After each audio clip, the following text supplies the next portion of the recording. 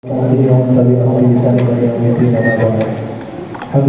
para jamaah sekalian, kita masih bisa berkumpul di kajian rutin Selasa pagi yang diselenggarakan oleh KPMI Baru Jogja bekerjasama dengan Masjid Nurul Masjid Besar dan yang insya Allah pagi hari ini didukung oleh Radio Channel.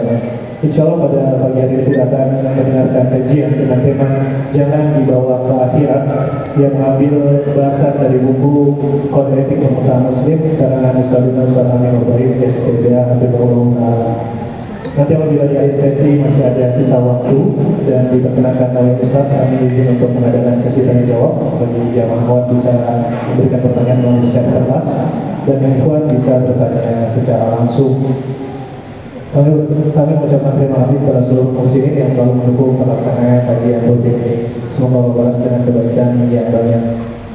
Dan juga para jamaah kami himbau, mari kita sama-sama melakukan adab-adab dalam menuntut ilmu agar ilmu yang kita dapatkan dari bagian bisa bermanfaat dan memberikan keberkahan bagi kehidupan kita.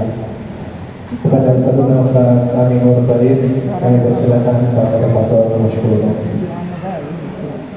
Assalamualaikum warahmatullahi wabarakatuh.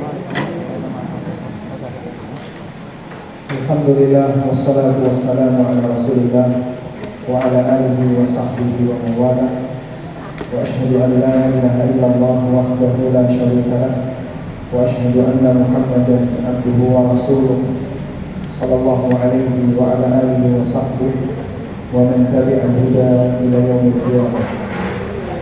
Alhamdulillah, puji syukur kita haturkan kehadirat Allah pagi ini kepada kita melanjutkan kajian rutin dengan membaca buku Kode Etik Pengusaha Muslim. InsyaAllah kita akan baca mulai halaman 139. Sudah sesuai 139. Yang dikatakan sebelumnya mungkin tidak. Baik, seperti biasa kita akan baca terlebih dahulu, lalu nanti akan ada sedikit beberapa catatan yang bisa kita tambahkan. Urusan dunia jangan dibawa ke akhirat. Hukum asal kerjasama bisnis adalah mubah, dan dalam fikih mubah itu sifatnya pilihan. Boleh Anda lakukan, juga boleh Anda tinggalkan. Tidak ada nilai dosa dan pahala. Namun sangat disayangkan ketika sesuatu yang awalnya mudah bisa menjadi pemicu sengketa. Artinya sesuatu yang mubah menjadi sebab munculnya dosa. Bagian ini yang digarisbawahi.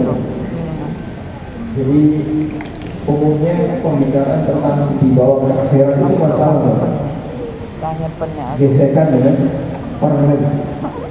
Umumnya pembicaraan kita bawa sampai akhirat, nanti kita selesaikan di akhirat. Itu berkaitan dengan gesekan dengan orang lain. Dan biasanya gesekan itu berawal dari akad kerjasama dalam masalah muamalah. Sehingga si A ketika kerjasama dengan si B dalam bidang usaha tertentu lalu mengalami masalah, akhirnya kita bawa ke akhirat, nanti diselesaikan di akhirat dan seterusnya. Padahal hukum asal muamalah baik akan kerjasama, mudharabah, musyarakah maupun yang lainnya, hukum asalnya apa? Mubah. Namun adanya sengketa dan gesekan ini memicu dosa. Maka sangat disayangkan perbuatan yang hukum asalnya mubah bisa menjadi pemicu dosa. Selanjutnya, terkadang ada dua orang tua bisa akrab bersahabat. Mereka menjadi ukhuwah karena kesamaan tempat kajian, kesamaan visi, dan seterusnya. Selanjutnya, mereka melakukan kerjasama. Di saat itulah kedewasaan masing-masing mulai diuji. Pemicu konflik mulai bermunculan. Hingga akhirnya mereka harus bermusuhan. Yang awalnya kawan, kemudian jadi lawan. Kerjasama bisnis yang mereka bangun menghancurkan persaudaraan mereka. Saya nggak perlu cerita. Jogja ada nggak kayak gini? Ya? Di Jogja ada? Ada apa? Nggak ada? Nggak tahu? Nggak tahu atau tutup mata bukan? Jadi ada banyak sekali cerita yang sampai ke telinga saya berkaitan dengan kasus A, kasus B, kasus C. subhanallah, yang sebelumnya mereka bisa menjadi ukhuwah Islamiyah dengan baik, kerjasama dengan baik, akhirnya rusak gara-gara akad musyawarah, akad kerjasama bisnis yang nggak beres. Maka dengan sebab akad kerjasama yang nggak beres membuat mereka jadi bermusuhan. Mana yang lebih mahal, dunia ataukah persaudaraan? Mana yang lebih mahal, dunia atau persaudaraan? Ya? Coba Bapak lebih dulu ya. Miskin tapi punya banyak lawan. Salah. Miskin tapi punya banyak lawan, kaya tapi punya banyak lawan. Kaya punya banyak lawan. Miskin punya banyak teman, kaya punya banyak musuh. Pilih mana? Gak milih. Pilih teman. Kaya yang banyak teman. Sulit yang kayak gitu. Jarang. Sehingga pada posisi ketika kita bekerja sama dengan orang lain, pilihannya antara gesekan jadi lawan dan gesekan jadi kawan. Tapi kenyataannya banyak gesekan yang jadi lawan. Memang menguntungkan, tapi di balik keuntungan itu barangkali ada gesekan, ada ketegangan antara satu dengan yang lain. Dan itu banyak sih. Mereka yang ingin menyelesaikan sengketa, curhat masalah ini, sengketa ini, banyak kan? Jadi melalui program konsultasi syariah, disitulah saya banyak tahu kartu as masing-masing ada di depan saya. Baik. Terus gimana nih Pak? Ada salah satu cerita, tapi kejadiannya di luar Jawa. Kejadiannya ada di Pulau Sumatera, di pulau. Provinsi mana Pak Ustaz? Tidak penting.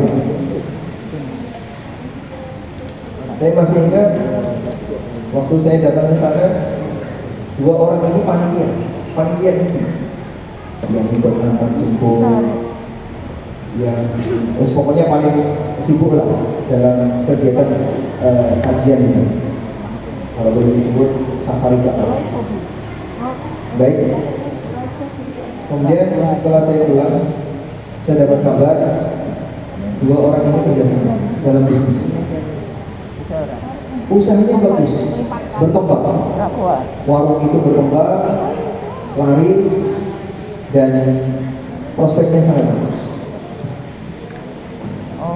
Ketika sudah mulai berkembang, salah satu ingin menguasai, sehingga sempat terjadi ketegangan yang cukup lama karena yang satu ini ingin mengakuisisi, rebutan merek. Ini dagang punya siapa? Kan dulu saya usul, saya bisa nyambung, saya masak, saya ini, saya rebutan merek. Akhirnya sampai kemudian mereka ini berantem. Sehingga yang dulunya teman akrab sekarang menjadi musuh berat. Gara-gara bisnis.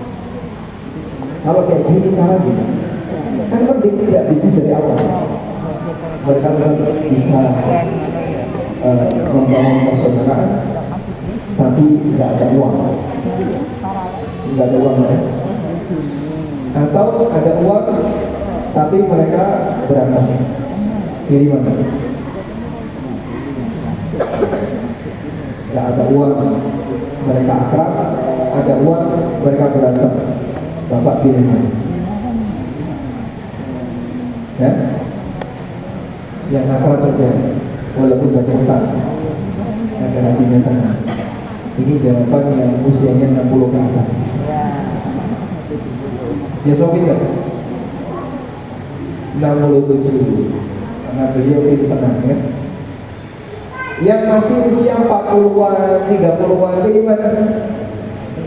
Berantem. Yang penting ada uang. Karena Anda punya standar yang berbeda. Baik. Nah, bagian ini kami tekankan Sehingga ada banyak sekali ketegangan di antara para ikhwan yang sebabnya bermula dari urusan dunia. Lanjut. Dan siapapun yang bersengketa, pasti dia sakit hati. Semakin sering bersengketa, semakin lelah batinnya. Bisa Anda bayangkan, jika dalam sehari kita harus mengalami sengketa, betapa seringnya kita harus menanggung beban perasaan. Karena itu, ada sebagian ulama semacam Imam Bukhari yang sama sekali tidak ingin mengalami sengketa dalam masalah muamalah. Bahkan, ketika beliau hendak membeli sesuatu di pasar, beliau meminta orang lain untuk membelikannya. Beliau sangat khawatir timbul sengketa antara beliau dan penjual. Masya Allah. Jadi sampai ada yang seperti itu. Ulama secara sengaja menghindari transaksi dan muamalah karena takut ada sengketa. Makanya kalau ada tawaran, Ustaz bisa nggak kita kerjasama? Itu beresiko. Kalau nanti kerjasama ini gagal, nama dakwah jadi taruhan. Jadi apa? Sehingga kadang gesekan dengan ini, gesekan dengan itu, akhirnya mulai tidak dipercaya. Apalagi kalau kemudian sampai viral di permukaan, sehingga yayasan ini nggak beres di sini, lembaga ini nggak beres di sini, nggak beres di sini. Itu yang kita takutkan. Ada banyak sekali yang tanya, kenapa HMD nggak bikin channel, nggak bikin travel sendiri? Ya, kan jamaahnya sudah cukup sering memberangkatkan jamaah umroh. Alhamdulillah, setiap kali keberangkatan minimal 5 bis, maksimal 6 bis, 278 orang. Kenapa nggak bikin travel sendiri? Karena saya dalam banyak sekali menemani kegiatan perjalanan travel ini, saya melihat ada yang bisa. Saya bicara sendiri, mungkin pusing, akan dipusing mikir travel daripada pusing mikir kajian. Ya sudah, nanti nggak usah pikir. Nah, kok bisa berangkatkan? Nah, itu rahasia yang tidak boleh dibicarakan di masjid. Baik. Tapi terkadang memang ada sisi di mana kita perlu jaga jarak untuk yang beresiko. Sehingga kalau misalnya kayaknya kalau kerjasama nanti kira-kira akan beresiko, ya sudah, lebih baik tidak. Agar kita bisa jaga perasaan itu mahal. Baik, coba ada buka firman Allah Subhanahu wa Ta'ala. Allah Ta'ala berfirman di surat Al-Anfal ayat 63.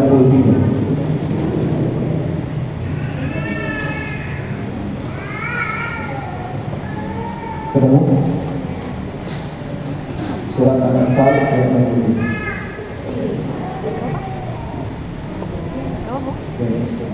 Bisa minta tolong sebutkan dengan mau dibacakan Al-Anfal ayat 63.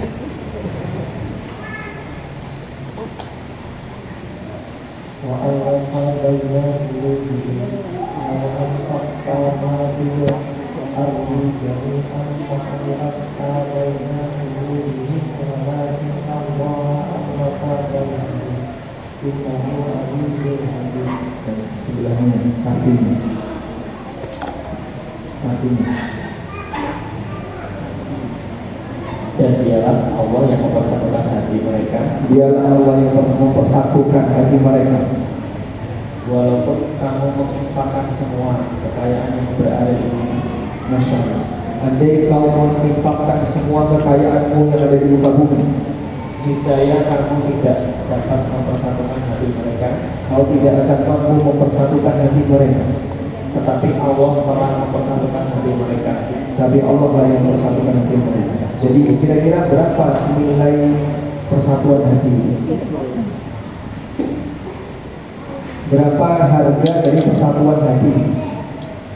Nah, harganya berapa? Yang kata Allah di sini, lau anfaqta ma fil ardi jami'an. Andaikan kau menginfakkan seluruh hartamu di muka bumi, maka lah baina qulubi. kau tidak akan mampu untuk mempersatukan hatinya. Jadi berapa nilai persatuan hati? Persaudaraan itu berapa nih? Bumi seisi. Baik, coba Bapak lihat kekayaan di muka bumi ini yang paling kaya itu apa? Yang paling besar nilainya. Sebutkan kekayaan di muka bumi ini yang paling mahal nilainya. Yang Bapak tahu. Kekayaan di muka bumi, materi yang paling mahal. Ini Pak, paling mahal. Apa itu? Tambang minyak. Aramco. Berapa valuasi Aramco? Oh, ada yang lebih mahal lagi. Perusahaannya siapa yang paling mahal ini? Tesla. Perusahaannya Elon Musk. Elon Musk bisa bikin perusahaan dengan nilai valuasi yang lebih tinggi daripada punyanya Aramco. Oh, ada yang lebih tinggi lagi. Perusahaannya Microsoft. Lebih tinggi lagi. Semua itu digabung, semua itu diakumulasi, dibandingkan dengan persaudaraan lebih mahal. Jadi kalau orang gumun kaku dengan kekayaan materi dunia yang dimiliki oleh manusia, dibandingkan dengan kekayaan berupa persaudaraan antar sama muslim, lebih berharga ini daripada itu. Karena itu ada sebuah riwayat dari Abdah bin Abi Lubabah. Saya bacakan ya. Dalam tafsir Al-Kathir disebutkan riwayat dari Abdah bin Abi Lubabah. Abdah bin Abi Lubabah pernah bercerita, Laqitu Mujahid fa'akhadha biyadi faqala, aku pernah ketemu Mujahid. Lalu beliau salaman denganku. Faqala, lalu beliau mengatakan, idza tara al-mutahabbani fillah fa akhadha ahaduhuma bi yadi sahibihi wa dhahika ilayhi. Apabila ada dua orang yang saling mencintai karena Allah, apabila ada dua orang yang saling mencintai karena Allah, lalu keduanya salaman. Ketika salaman, saling tersenyum. Coba Pak, yang megang salaman yang tersenyum, saling tersenyum. Di beneran bener. Alhamdulillah. Baik. Apa kata Mujahid? Tahatat qatayahuma kama yatahatu wa usyadah. Maka dosa-dosanya berguguran sebagaimana daun berguguran. Masya Allah. Hanya dengan salaman lalu senyum, dosanya berguguran sebagaimana daun berguguran. Coba laksanakan sekarang, salaman dengan senyum sambil tersenyum. Yang belakang juga berguguran. Kalau aku sama siapa?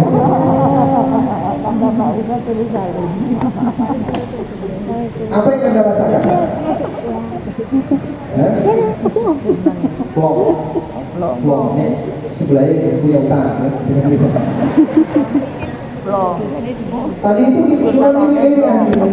Tadi diri-dirian. Tadi pengen nyapa maksudnya. Salah. Kalau kita menyapa, rasanya apa? Sulit atau gampang?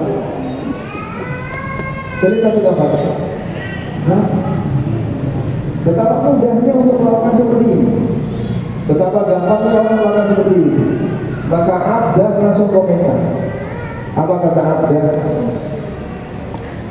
Inna hadza la yasir. Kok gampang banget. Dosa bisa berguguran hanya dengan cara seperti itu. Kok gampang banget sekali. Qala Mujahid, maka Mujahid mengatakan, la taqul dzalik, jangan ngomong kayak gitu. Fa inna Allah Ta'ala yaqul, karena Allah Ta'ala berfirman, law anfaqta ma fil ardi jami'an la allafta baina qulubihim. Kalau kau menginfakkan seluruh kekayaanmu di muka bumi ini, kau tidak akan mampu mendamaikan dua orang yang saling berseberangan. Sehingga nilai dari persaudaraan itu, nilai dari kehangatan ketika berkomunikasi, Anda merasa nyaman dengan sebelahnya, akrab dengan sebelahnya, nilainya lebih mahal daripada dunia seisi. Apa kata Abdan? Fa'arafu annahu aqamu. Dari sini aku menyadari Mujahid lebih pintar daripada aku. Mujahid bin Jabir muridnya Ibnu Abbas. Dari sini aku memahami Mujahid bin Jabir lebih berilmu daripada aku. Masya Allah. Makanya kalau ada usaha, berapa sih nilainya? Untuk pribadi emang berapa? 200 juta. 200 juta. Dibandingkan dunia seisinya, ya debunya nggak kelihatan.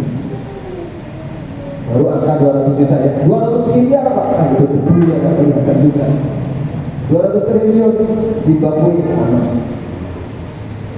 Jadi dengan angka-angka berapapun dibandingkan dengan persaudaraan lebih bernilai persaudaraan.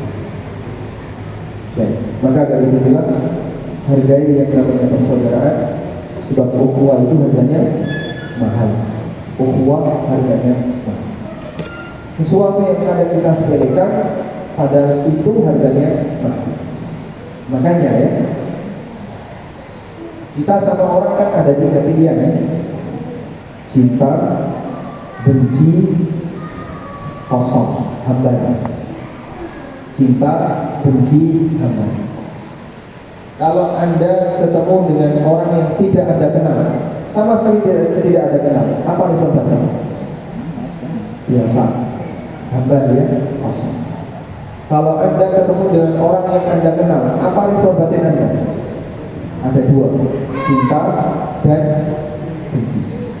Ini ya, antara senang, cinta, saya senang sama dia, ketemu dia itu rasanya nyaman. Atau yang kedua, rasanya nggak nyaman, benci. Baik. Dari 2 ini, mana yang sebaiknya diungkapkan? Kalau kamu jadi orang yang jelas ya, jelas posisi, senang-senang, senang. Mana dari 2 ini yang sebaiknya diungkapkan? Mana dari 2 ini yang sebaiknya diungkapkan? Cinta atau benci? Dalam rangka untuk membangun posisi ini, biar posisi kamu jadi kelihatan. Mana dari 2 ini yang harus kita ungkapkan? Cinta. Kalau benci, perlu nggak diungkapkan? Mas, sampaikan ke sebelah. Aku benci kamu. Perlu nggak kita ngomong gitu? Rahasia. Maka mencintai dianjurkan untuk dinyatakan. Kalau membenci dianjurkan untuk merasa. Karena suatu ketika ada seorang sahabat yang sedang duduk bersama Rasulullah SAW. Lalu tiba-tiba ada sahabat si A lewat. Nah, orang yang di dekat Nabi SAW bilang sama Nabi SAW, ya Rasulullah, ini lauhibuha. Aku senang sama dia yang lewat. Nabi SAW tanya, "A'lam tahu, apakah sudah memberitahu dia?" Belum. La ya Rasulullah, belum ya Rasulullah. Fa'alihu, kalau begitu beritahu dia. Fa'alahikahu, akhirnya dikejar. Orang yang duduk bersama Nabi SAW langsung berdiri ngejar si A. Begitu ketemu si A, lalu dia menyampaikan ungkapan cinta. Uhibbu fillah. Aku mencintaimu karena Allah. Sehingga saat kita mencintai orang lain, Nabi SAW mengajarkan apa? Santai. Nabi SAW mengajarkan cerita, jangan dirahsia. Wah, kayaknya dia ada rasa sama aku. Saya punya spirit admission. Gitu kan? Dia punya ada rasa sama aku. Perlu diceritakan nggak? Perlu diceritakan nggak? Tergantung. Kalau sama laki-laki boleh, kalau sama perempuan nggak boleh. Kalau sama perempuan, jadinya gimana? Kalau sesama jenis, sehingga kalau sesama jenis silahkan sampaikan. Kalau beda jenis, cek kodam dulu, cari tahu dia sudah nikah atau belum. Ini orang yang belum nikah, jomblo sama jombloan sama jomblowati, lalu senang, sebaiknya dia tanya. Nabi SAW mengatakan, lam ara lil mutahabbaini illa nikah. Belum pernah aku jumpai ada solusi yang tepat bagi dua orang yang saling mencintai karena dorongan syahwat kecuali nikah. Ya, ini cocok segera dilakukan sebelum keduluan yang lain. Dan begitu datang cek kodam, ternyata sudah punya kodam. Kalau kayak gini ya jangan berani-berani masuk. Baik, kita lanjutkan. Sengketa dunia akan berulang di akhirat. Dan kita perlu menyadari, setiap sengketa yang pernah kita lakukan, jika belum selesai di dunia, akan diulang di akhirat. Inilah bagian yang paling berat. Tekanan batin akibat sengketa akan kembali dimunculkan ketika hisab.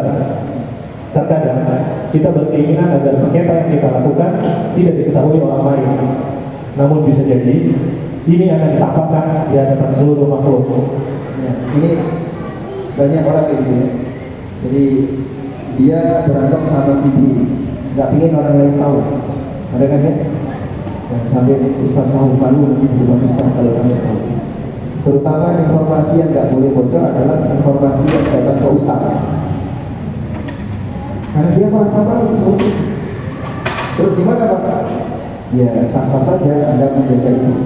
Berarti ini menunjukkan bahwasanya sengketa tadi adalah sesuatu yang memalukan, aib. Makanya Anda tidak mau cerita ke orang lain. Coba Mas Nini, sudah nikah? Sudah? Pernah berantem ya? Pernah? Coba ceritakan gimana ceritanya Anda bisa berantem dengan istri Anda. Apakah dia akan ceritakan? Orang yang berakal tidak akan pernah bercerita di hadapan orang. Dia akan rahasia. Kenapa? Aib bagi keluarga. Kalau sampai kita cerita tentang bagaimana kita berantem dengan keluarga kita berantem dengan si A, kita berantem dengan si B, akan banyak aib yang terjadi. Tapi bisa jadi semua kejadian tegang itu akan ditampakkan oleh Allah SWT.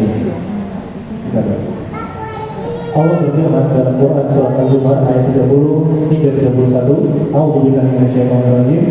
Innaka mayyitun wa innahum mayyitun. Tsumma innakum yawmal qiyamati 'inda rabbikum tahtasimun. Yang artinya, kamu akan mati dan mereka akan mati. Kemudian kalian akan berdebat di sisi Rabb kalian pada hari kiamat. Ketika menafsirkan ayat ini, Ibnu Katsir mengatakan, ayat ini meskipun konteksnya tentang orang mukmin dan orang kafir, serta mengingatkan tentang perdebatan antara mereka di hari kiamat, namun juga mencakup semua perilaku sengketa, namun juga mencakup semua pelaku sengketa ketika di dunia. Perdebatan antara mereka ini akan diulangi lagi di akhirat. Perdebatan dan sengketa mereka akan diulangi lagi di akhirat. Bagian ini yang perlu kita catat. Jadi yang tidak beres ketika di dunia nanti akan nyambung di kiamat.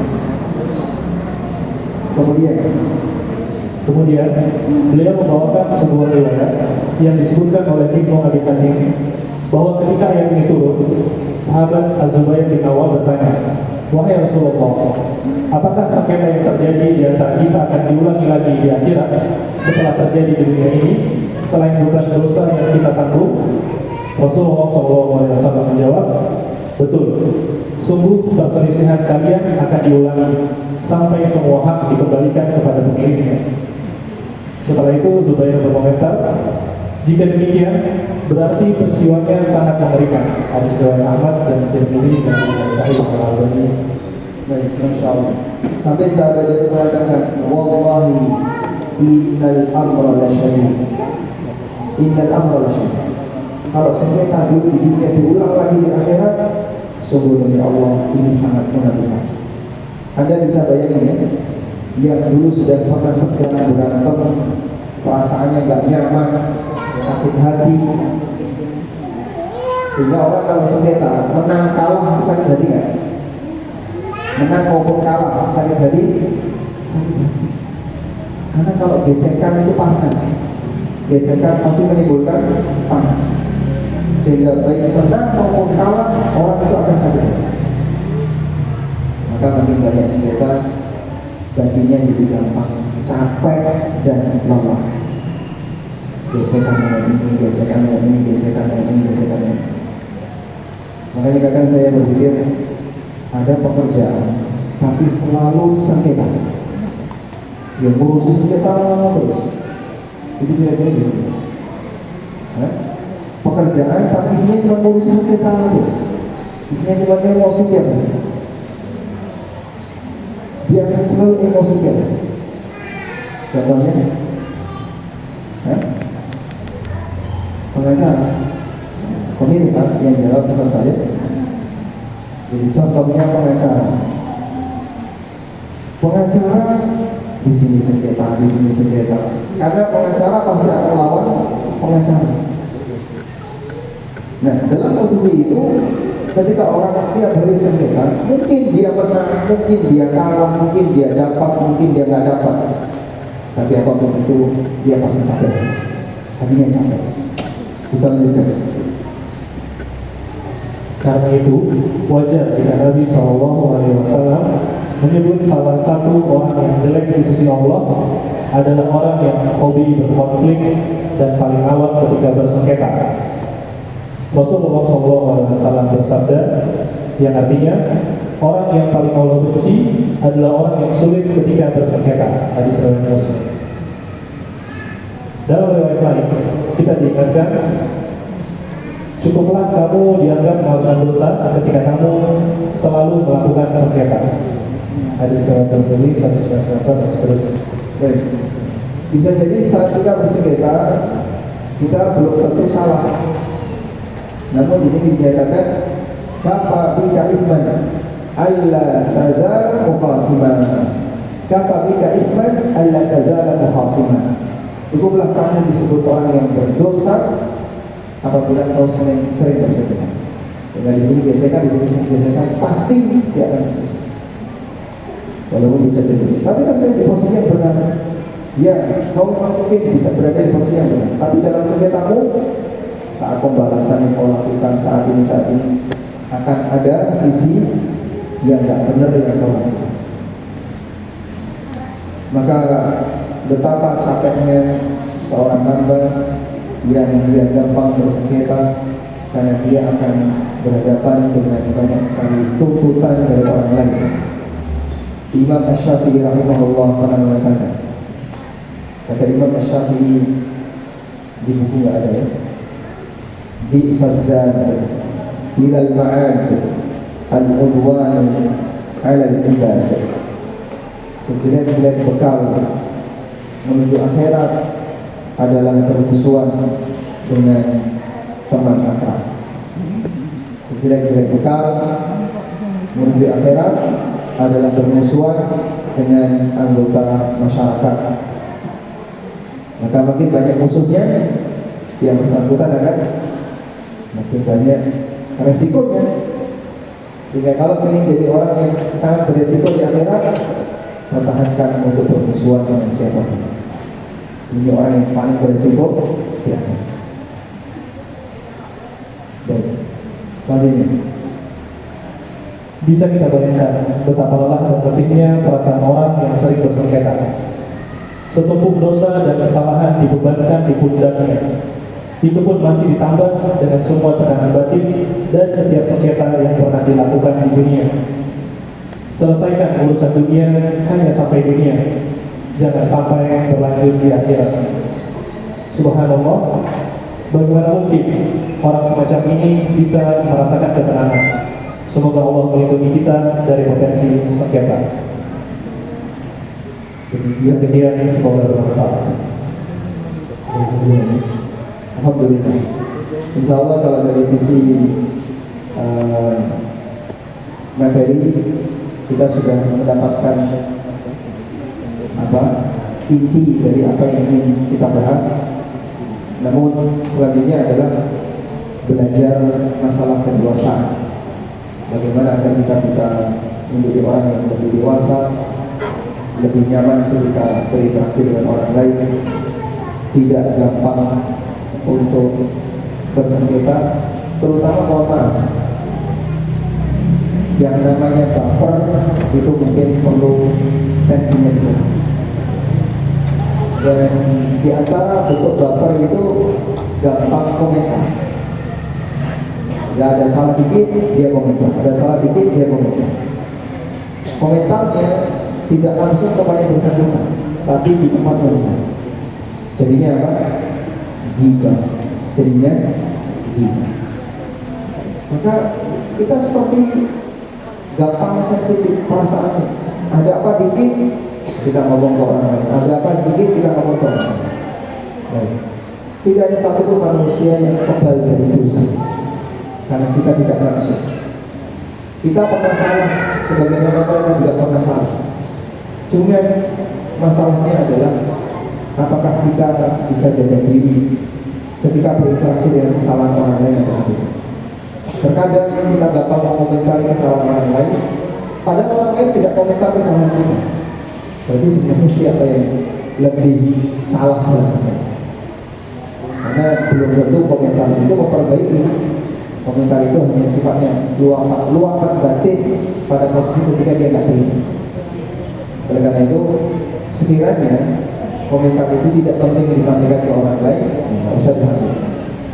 Misalnya Anda sedang bersama si A, saya tidak punya kepentingan dengan si A dalam masalah ini. Si A juga nggak bisa menyelesaikan, si A nggak bisa kasih solusi. Ya sudah, Anda tidak perlu ceritakan kepada si A. Anda punya masalah dengan si B, lalu ketemu si A. A kenal B. Kira-kira ingin nggak kita cerita kepada A tentang B? Syahwat itu muncul sehingga dia mendesak. Ayo cerita. Boleh nggak kita ceritakan masalah kita dengan B kepada A? Boleh atau tidak? Boleh? Nggak boleh? Ya tergantung. Kalau A ini punya kepentingan dengan B atau bisa kasih solusi terhadap B, silahkan kita cerita. Sehingga A nanti ngasih saran. Oh iya, yang kayak gitu caranya kayak gini, caranya kayak gini. Alhamdulillah, ada sisi manfaat yang bisa diberikan. Tapi kalau hanya sebatas cerita saja tanpa ada hasil apapun, jadi masuk kategori ghibah dan ini bisa saja. Wallahu a'lam. Anda lihat Nabi Yusuf yang disikapi jahat oleh saudaranya, setelah beliau ketemu dengan bapaknya, Yusuf tidak pernah cerita tentang kejadian beliau bersama saudara. Sehingga walaupun sangat menyakitkan, Nabi Yusuf tidak pernah cerita. Ya sudahlah, yang lalu dia lalu. Sekarang kita membuka lembaran baru. Nabi Yusuf alaihissalam tidak pernah cerita kepada bapaknya tentang kejadian yang beliau alami ketika didolimi oleh saudara. Jadi bahwa waktu itu saya dimasukkan ke dalam sumur, kemudian baju saya diambil, lalu dikasih wajah ala komisi dan tadi dikasih darah yang itu sebenarnya dusta. Dan ada yang menyebutkan mereka menyembelih kambing lalu darahnya dilelehkan di bajunya Yusuf. Yakub tahu nggak peristiwa itu? Tahu atau tidak? Tahu, karena dia ini.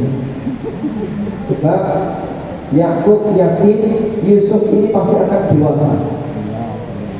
Karena Nabi Yakub sudah dapat cerita dari Yusuf kalau beliau bermimpi melihat 11 bintang dan matahari serta bulan sujud kepada. Yakub paham takwilnya, oh Nabi Yusuf akan seperti ini. Kalau kemudian Yusuf hilang selama bertahun-tahun, Yakub yakin nanti pasti orang yang akan muncul di permukaan menjadi orang yang akan. Subhanallah, karena dia seorang nabi, akhirnya terjadilah seperti takwil mimpi yang pernah ditakwilkan oleh Yakub. Jarak antara mimpi Yusuf sampai realita takwilnya itu puluhan tahun. Puluhan tahun, jaraknya puluhan tahun. Terus apa ya? Ya, seperti itulah yang namanya mimpi. Terkadang Allah datangkan untuk informasi, tapi kejadiannya puluhan tahun baru. Dan Yakub tahu Yusuf akan mengalami. Namun Yusuf tidak pernah cerita kepada bapaknya tentang kejahatan yang dilakukan oleh saudara-saudara. Allah, walhamdulillah. Baik, cukup. Mungkin itu dulu yang bisa kita sampaikan. Semoga apa yang kita bahas ini bermanfaat. Wassalamualaikum warahmatullahi wabarakatuh. Jazakumullah khairan atas penjelasannya. Berikutnya kita akan masuk ke sesi tanya jawab. Namun sebelum kita melaksanakan sesi tanya jawab, kami membawa kepada para jamaah yang di sebelahnya ada pertanyaan Pak, mohon bantuannya untuk bisa diadakan ke jamaah di sebelahnya. Sekali lagi kami persilakan kepada para jamaah bisa bertanya melalui kertas dan ikhwan bisa bertanya langsung.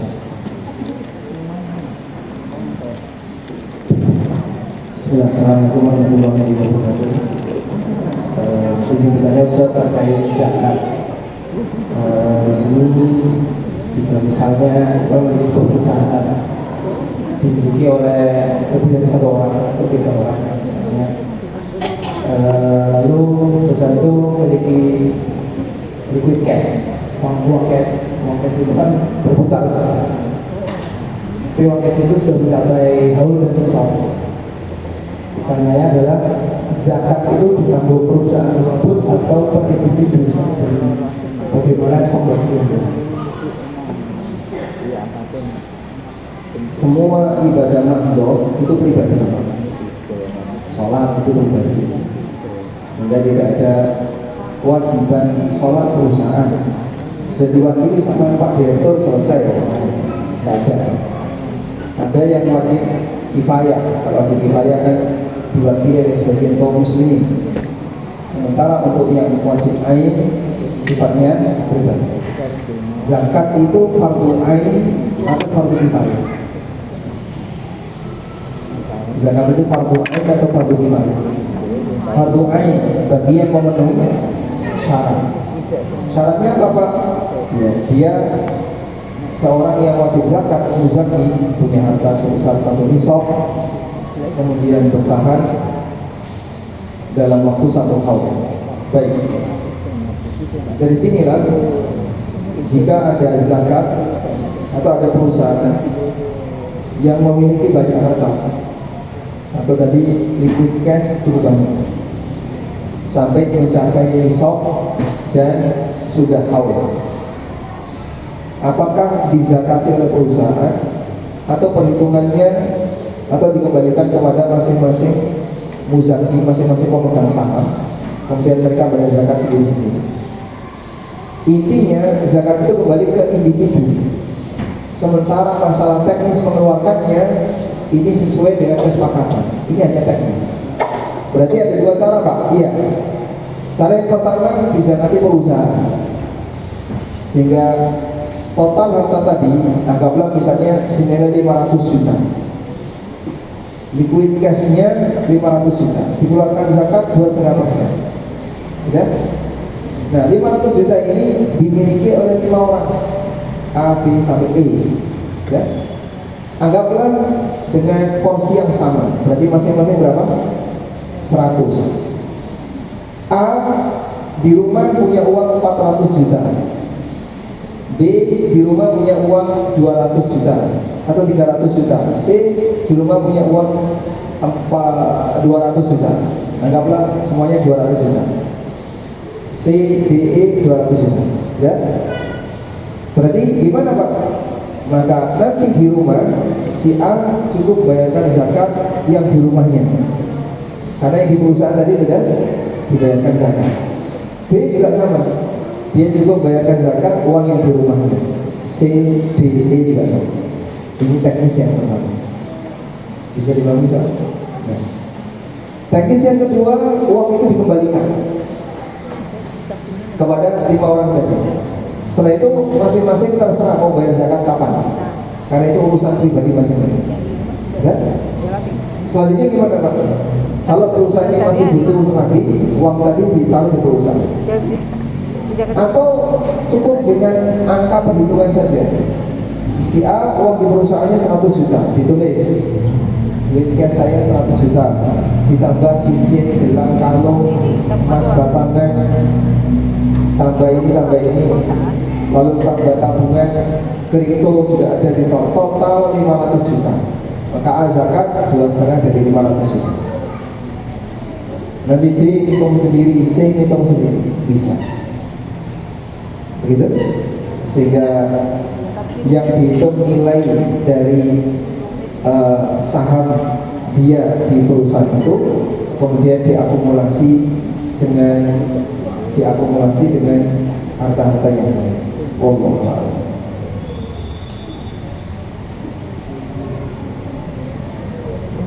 Pertanyaan berikut Ustaz, ada titipan pertanyaan dari jemaah. Assalamualaikum Ustaz, izin bertanya di luar tema. Saya pemilik kafe. Untuk menaikkan target penjualan, saya biasanya membuat promo diskon 20% atau gratis minum atau hadiah yang lain dengan syarat review bintang 5 di Google. Soalnya review bintang 5 bisa menaikkan tas konsumen untuk beli di kafe saya. Walaupun terkadang review itu tidak sesuai dengan kenyataan. Misalnya, masakan yang enak sekali, tempat super bersih, dan lain-lain. Padahal terkadang kenyataannya tidak seperti itu, hanya untuk ngejar diskonnya saja. Karena saya juga ketika review di warung orang lain hanya ngejar diskonnya, bukan karena review jujur soal rasanya, pelayanannya, dan lain-lain. Apa hukum saya sebagai penjual menggunakan cara seperti ini Ustaz? Dan apa hukum saya sebagai pembeli ketika mereview tidak jujur hanya karena mengejar diskon atau bonusnya? Agama mana yang boleh mengajarkan tidak jujur? Ada ya? Agama mana yang boleh mengajarkan tidak jujur? Ada Pak? Apa itu? Syiah. Oh iya. Kecuali Syiah ya. Si B, C, D, E dan seterusnya sampai Z semuanya mengajarkan untuk jujur. Apalagi untuk jujur dalam kepentingan masalah ekonomi. Sehingga seharusnya seperti ini dibuat organik saja. Nah, di Indonesia bisnis organik itu susah. Akhirnya apa? Ya semuanya serba manipulasi.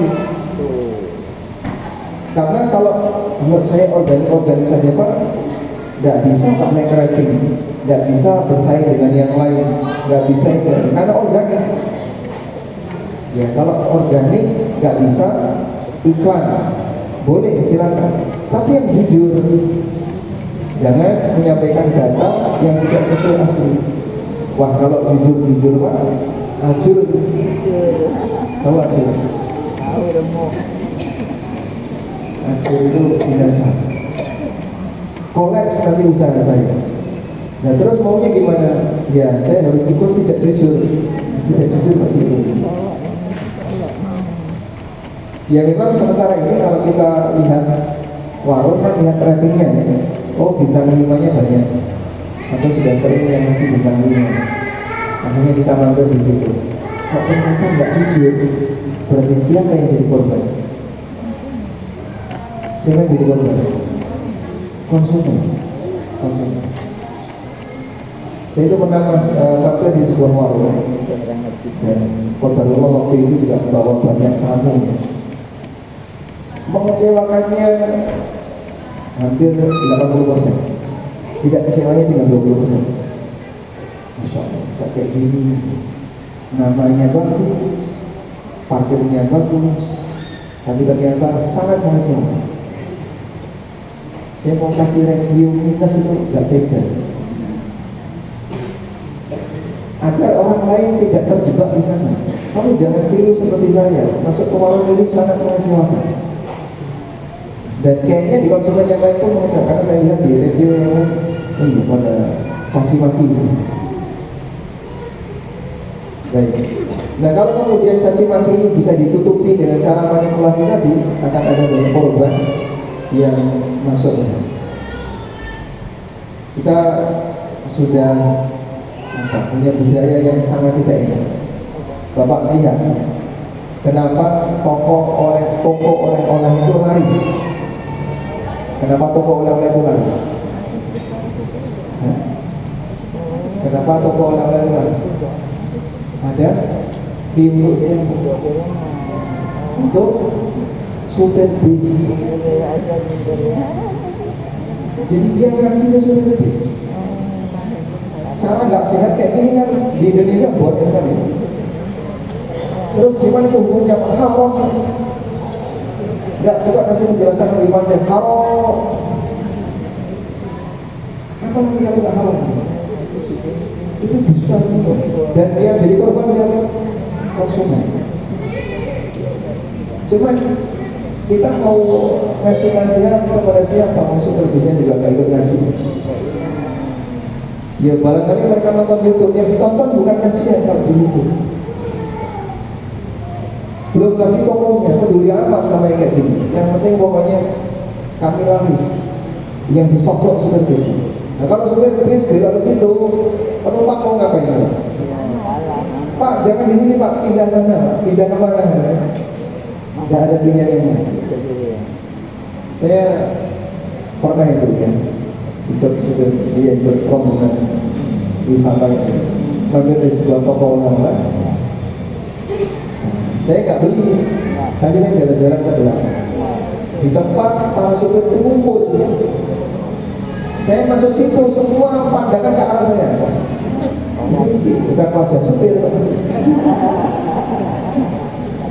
Muka-muka kayak gini bukan muka supir. Tiba-tiba dari sini.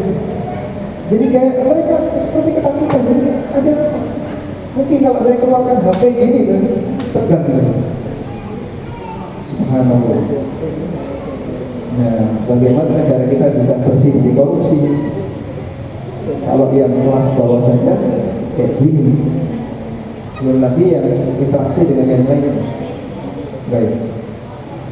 Maka ya ini PR bagi para guru, ya, mereka punya tanggung jawab untuk mengajari masyarakat tentang edukasi masalah anti korupsi dan seterusnya.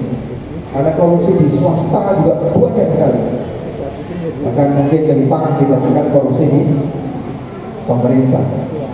Makanya teman-teman yang kerja di bagian prosesi, di bagian pengadaan, atau di bagian gudang, atau di bagian ini, mungkin dia bisa basah, lebih basah dibandingkan bagian yang lain. Tapi itu semuanya adalah sabar. Allah. Itu satu lagi. Ada titipan pertanyaan dari Umat. Assalamualaikum warahmatullahi wabarakatuh. Ustaz. Waalaikumsalam. Izin bertanya tentang muamalah. Ada tulangan order buah 3 kg, tapi tidak ada kabar. Apakah boleh dijual lagi buahnya? Kabar buah 3 kilo, tidak ada kabar, tidak ada kabar, tidak bayar. Belum, kalau dibayar tidak ada. Karena buah ini tidak tahan lama, sehingga kalau ditunggu sementara dia tidak ada kabar, maka Anda boleh jual ke tempat yang lain dalam rangka untuk menyelamatkan harga ini. Seperti barang temuan, kalau orang menemukan barang yang barang itu tidak bisa tahan lama, misalnya nemu nasi bungkus lengkap dengan isinya, lauknya ayam bakar plus es teh plus tahu goreng, wah lengkap satu box, nemu diumumkan selama setahun, kira-kira jadi apa? Loh katanya kamu harus diumumkan setahun, ya sudah silahkan kamu umumkan selama setahun. Jadi apa kira-kira? Nah makanya kayak gini, apa yang dilakukan? Silahkan dikonsumsi, lalu Anda umumkan. Kalau ditemukan nasi box di sini lengkap dengan isi, hubungi Nah, kalau ada yang kemudian ngaku mengklaim itu punya saya, ketinggalan di masjid, sudah saya makan. Nah terus gimana ini? Berapa harganya saya ganti? Tinggal ganti pakai uang. Wallah. Ada lebih.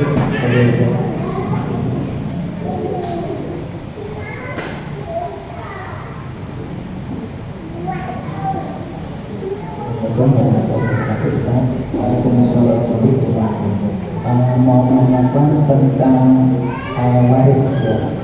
Jadi kalau misalkan waris itu menjadi sengketa bagi para ahli warisnya, itu apakah harus misalkan tidak terdapat kesepakatan gitu ya, itu apakah harus juga dengan resiko nanti hubungan silaturahmi jadi tidak baik, ataukah dihindari supaya tidak terjadi sengketa?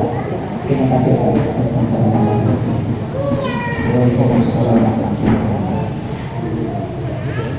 Ada dua sahabat Ansor menghadap Nabi SAW. Lalu mereka sengketa waris. Kemudian Nabi SAW meminta kepada masing-masing, silakan sampaikan pendapat kalian. Si A mulai bicara. Selesai si A bicara, si B bicara. Selesai keduanya bicara, Nabi SAW mengatakan, innama ana basyarun wa antum takhtasimuna alayya. Aku manusia biasa dan kalian sengketa di hadapanku. Artinya beliau tidak tahu kondisi gaib di baliknya. Beliau tidak tahu kondisi gaib di baliknya.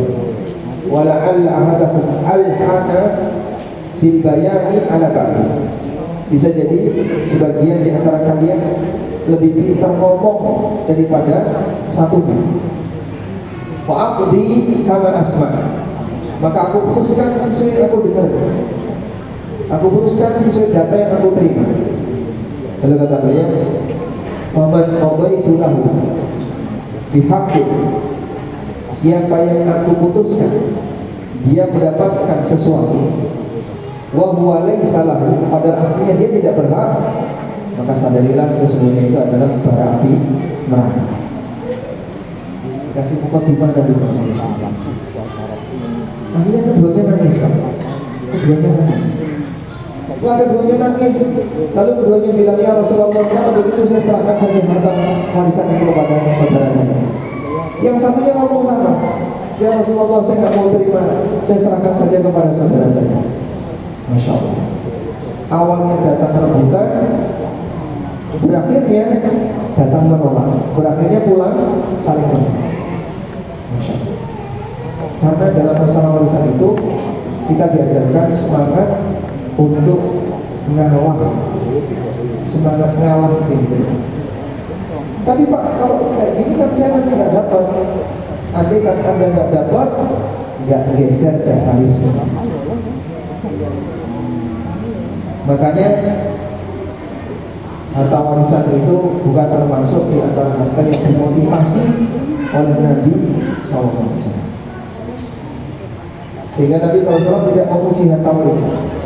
Yang dipuji oleh Nabi SAW adalah harta dari usaha pribadi. Sehingga ketika beliau ditanya pendapatan apakah yang paling baik, kata Nabi SAW, amalul rajul biyadihi wa kullu bai'in mabrur. Hasil yang didapatkan oleh seseorang dari kerja pribadinya dan hasil keuntungan dari transaksi yang mabrur. Subhanallah, itulah pendapatan terbaik. Maka ketika seseorang bekerja lalu dia mendapatkan sesuatu lebih mulia daripada dia dapat warisan. Sebab harta halal itu tidak sanggup dikatakan. Karena itu beberapa orang soleh tidak punya warisan. Nabi Muhammad SAW itu tidak ditinggali warisan. Hingga bapaknya tidak meninggalkan warisan itu. Terus tanah Mekah itu kemana Pak? Kan Bani Hashim punya banyak tanah. Ya, tanah Mekah setelah beliau hijrah ditinggalkan. Sehingga tanah Mekah tidak lagi dimiliki oleh Rasulullah SAW. Allah. Baik, mungkin ini yang bisa kita bahas kesempatan kali ini. Semoga kita sampaikan di sini menjadi kajian yang bermanfaat. Allahumma anfa'na bima 'allamtana wa 'allimna ma yanfa'una wa zidna ilman. Wassallallahu ala nabiyyina Muhammadin wa ala alihi wa sahbihi wa sallam. Wa akhiru da'wana alhamdulillahi rabbil alamin. Assalamu alaikum warahmatullahi wabarakatuh.